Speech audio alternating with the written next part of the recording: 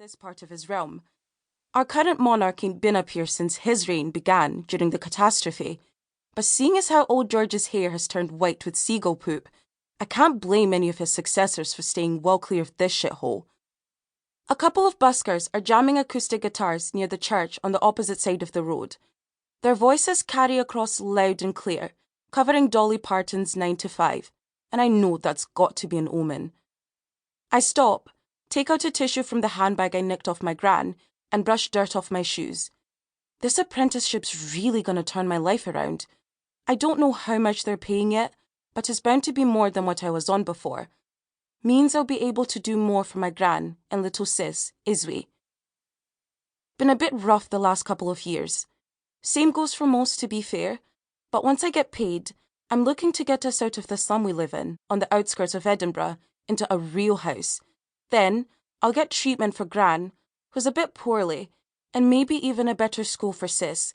She's the brightest kid this side of the asteroid belt. With so much on the line, I'm a wee bit feared. Happy and nervous at the same time. Nervous-sighted. Like that moment before liftoff when the countdown's going and your dicky tick is racing with the second hand. Mad. I check the time on my mobile. Great. It's only 9:40.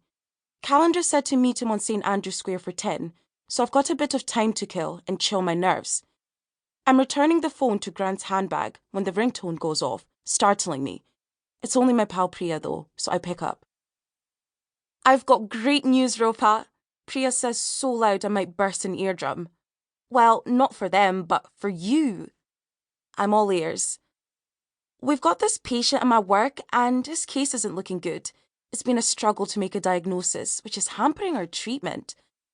Priya's a healer, so I'm not too sure where this is all going. I don't know nothing about no doctoring. What we need is a proper investigation into what happened around the time he got sick, so we can see if there's anything we've missed. Can you come round to my clinic? His parents are willing to pay you cash for the job. Sorry, Priya, it's a no-go for me. Huh? This gig is right up your street. She sounds proper baffled. I thought, is everything all right with you? Hunky-dory. In fact, I've got a new job now. Well, almost. Sir Calendar's hooked me up, and so I'm going in for my first day just as we speak. I hate to disappoint Priya, since she knows I've been hard up lately, but I'm sorted now. Or at least I will be after today. You kept that on hush. Damn it, you'd have been the best person for this, after you solved all that drama with those other sick kids. But hey, congrats. Well done you. We should catch up soon so you can fill me in on this new J.O.B, baby. I'll be doing the skate park in Saughton on Wednesday if you're about, she says.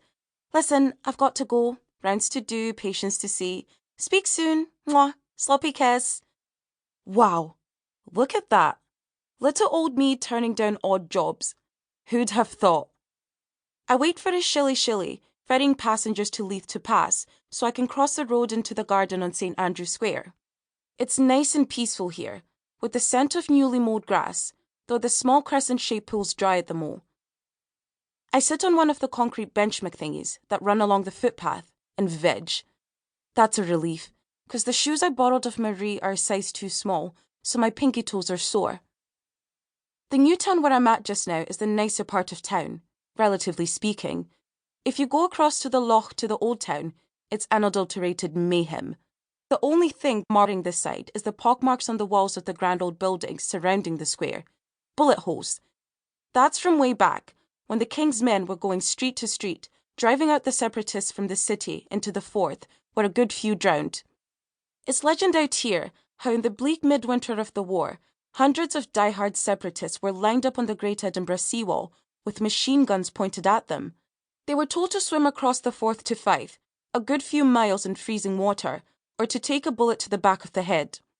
Only a handful made it, and to this day they remain His Majesty's guests in Saughton jail. Must have been quite the horror show then. Grown-ups don't like to talk about them days, almost like they can silence it out of existence. When I was growing up, if someone talked about being in a bullet or breaststroke situation, you knew they'd been put in an impossible position. This is what makes me a keen reader about books of war. It's so I can be ready to save my family if shit hits the fan again.